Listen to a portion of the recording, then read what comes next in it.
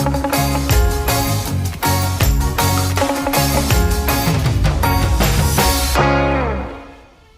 semuanya, kembali lagi di podcast hari ini yang seru. Perkenalkan dulu nih, aku Sinvi. Yang pastinya aku nggak sendirian loh kali ini. Tentunya ada teman-teman spesial kita yang bakal nemenin aku berbicara santai nih. Mungkin bisa perkenalan dulu nggak sih kakak cantik ini? Di samping aku udah cantik-cantik, masa nggak diperkenalkan gitu kan? Dan bagaimana nih kabarnya hari ini? Oke, halo semua. Kenalin, nama aku Sabrina. Kabar aku hari ini alhamdulillah lagi baik banget. Hai Kak Sabrina. Halo semuanya, aku Kanisha. Alhamdulillah aku juga lagi baik banget dan dengan keadaan sehat sih. Alhamdulillah ya Kak. Halo Kak Nasya. Mungkin bisa nih share akhir-akhir ini kesibukannya apa ya Kak? Aku lagi sibuk kuliah aja sih, apalagi ini udah masuk semester akhir ya. Jadi padet-padetnya ini. Mungkin untuk Sabrina sibukannya? Sama sih, aku juga udah masuk semester 5 kan. Terus ini juga mau minggu-minggu UTS, jadi lagi hektik-hektiknya parah sama tugas. Oke, hektik banget nih pasti. Udah ngomong-ngomong itu, kita udah siap nggak sih Kak untuk membicarakan topik kita kali ini yang seru ini? Siap-siap aja sih ya. Oke, kita lanjutkan aja sih ya. So kali ini kita akan mengulas topik yang sangat memerlukan perhatian penting nih, fenomena pelecehan seksual yang sering dialami oleh wanita di seluruh dunia. Nah, fenomena ini tuh masih menjadi topik hangat nih, masalah yang meresahkan dan harus kita bahas secara terbuka. Kita ketahui nih ya bahwasanya pelecehan seksual itu mencakup berbagai banyak bentuk perilaku tindakan yang merendahkan dan tidak senonoh, atau yang dapat kita jumpai nih di berbagai situasi di lingkungan seperti tempat kerja, sekolah, tempat umum, dan seringkali kita lihat ya korbannya adalah wanita. Nah, tidak menutup kemungkinan nih pelecehan seksual tetap akan menjadi ancaman serius bagi wanita di berbagai lapisan masyarakat. Dan dalam podcast kali ini kita akan mendengarkan dari teman-teman kita, di mana kita akan berbicara santai dan sedikit serius dalam pembicaraan ini, dari pemahaman seksual dan bagaimana mereka mengatasi trauma, membahas langkah-langkah pencegahan yang dapat kita ambil sebagai individu dan masyarakat untuk mengakhiri akan fenomena ini dan menciptakan lingkungan yang aman dan menghormati bagi semuanya. Nah, ngomong-ngomong nih Kak ya, pelecehan seksual ini kan kita harus benar-benar menjurus nih Kak ya, di realitas sesungguhnya pelecehan seksual itu memikirkan di mana hal-hal dan aspek-aspek seksi dan dari sisi lain wanita itu sendiri oleh beberapa korban. Mendengarnya adanya beberapa fakta dan statistik nih bisa kita gambarkan nih titik besar masalah tersebut gitu kan. Pelecehan seksual ini tuh mempengaruhi dari latar belakang ya, contohnya dari usia atau status sosialnya gitu kan. Hal ini menjadi sebuah tanggung jawab bersama nih untuk bagaimana mengakhiri fenomena ini, karena ini tuh di kalangan lapisan masyarakat gitu kan. Jadi menurut kakak nih, ngomong-ngomong pelecehan seksual, mungkin yang pernah dialami atau pernah melihat nih fenomena pelecehan seksual di sekitarnya kakak nih mungkin? Kalau aku pribadi pernah ya ngalamin pelecehan seksual. Jadi pelecehan seksual yang aku alami itu catcalling.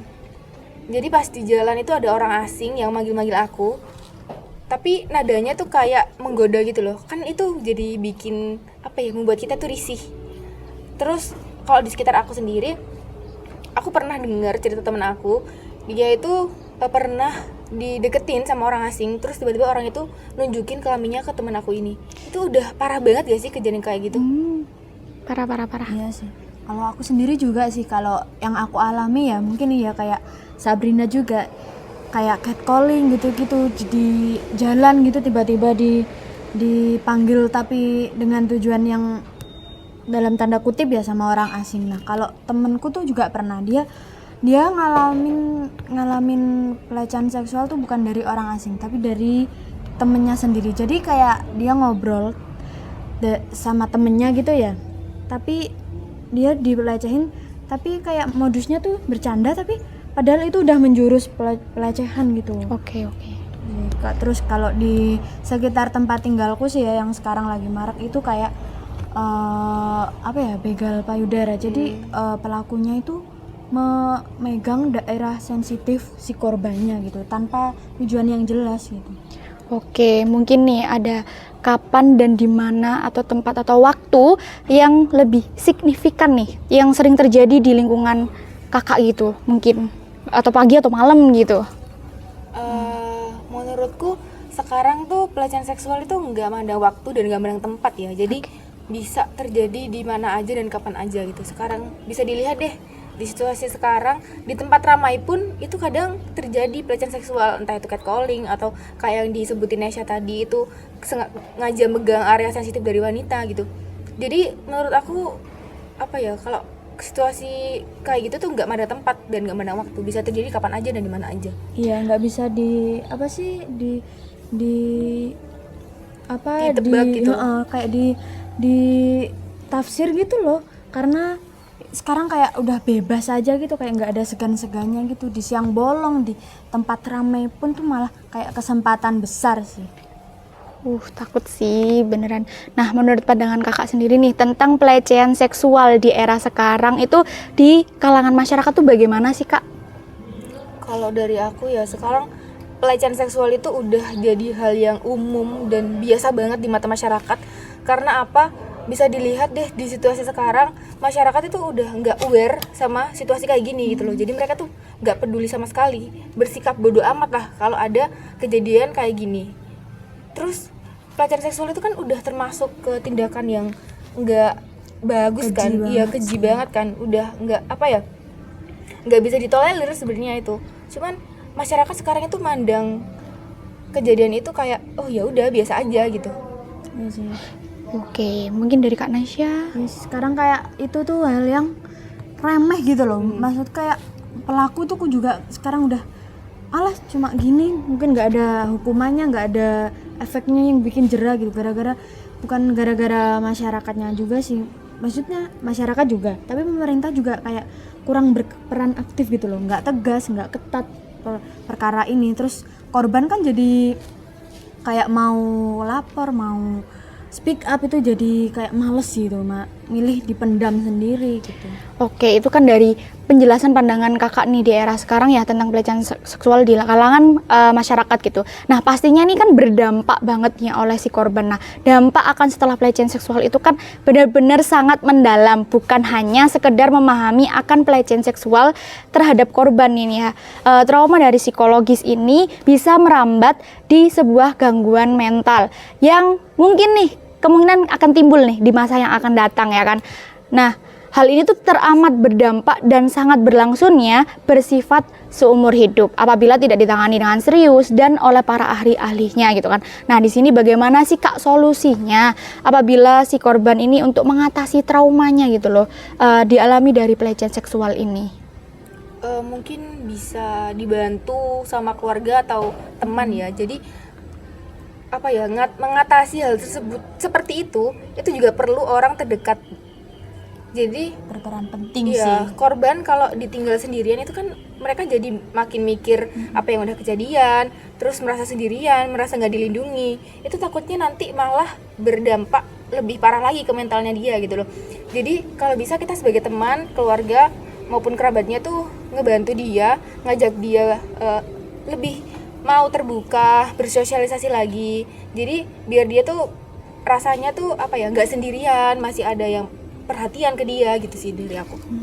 Kalau dari aku sendiri sih ya, kan bener ya kita ngajak tuh pastilah kayak kita udah berusaha perhatian ya, tapi kan nggak semua orang tuh bisa mau bercerita gitu, apalagi kalau dia udah ngalamin trauma ya, dia pasti kayak lebih menutup diri. Jadi kalau misal oh kamu nggak mau cerita sama aku, ya wes ayo kita ke psikolog atau psikiater, kamu bisa cerita di sana dengan luasa, nggak akan bocor kok gitu.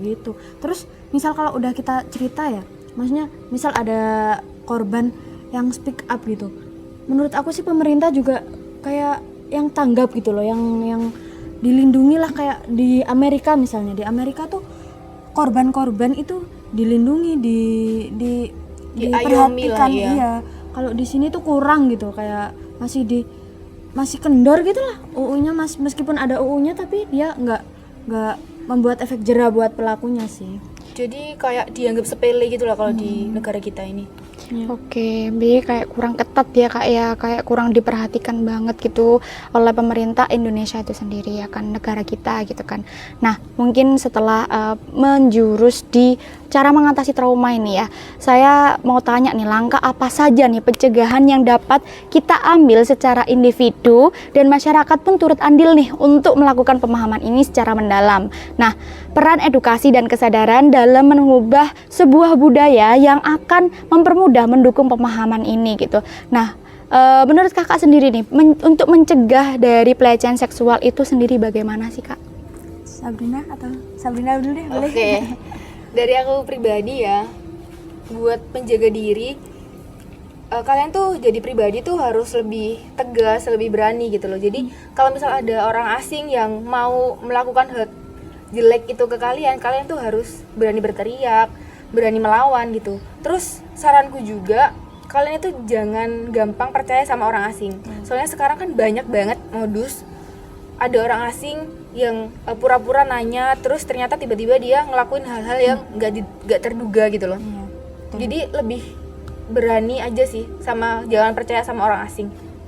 Oke, dari Kak Nesya bagaimana? Kalau aku sih kan mungkin kan kalau diri sendiri atau kan pelecehan tuh kita nggak bisa nentuin ya di mana atau kapan pun. Jadi kalau buat perlindungan diri sendiri ya, sekarang kan banyak banget tuh yang jual kayak alat setrum gitu-gitu, yang pokok yang protect kit gitu-gitu, yang semprotan cabe, entah kayak banyak deh kayak gitu-gitu buat protect diri sendiri. Terus kalau kan tadi aku udah bilang pelecehan tuh nggak dari orang asing aja, dari lingkungan kita sendiri tuh bisa. Nah, menurut aku kalau lagi sama temen gitu ya, kita meminimalisir lah obrolan tentang porno-porno. Jadi kita nggak semudah itu dilecehkan kalau apalagi kalau konteksnya bercanda, padahal itu udah kayak melecehkan gitu sih menurut aku gitu.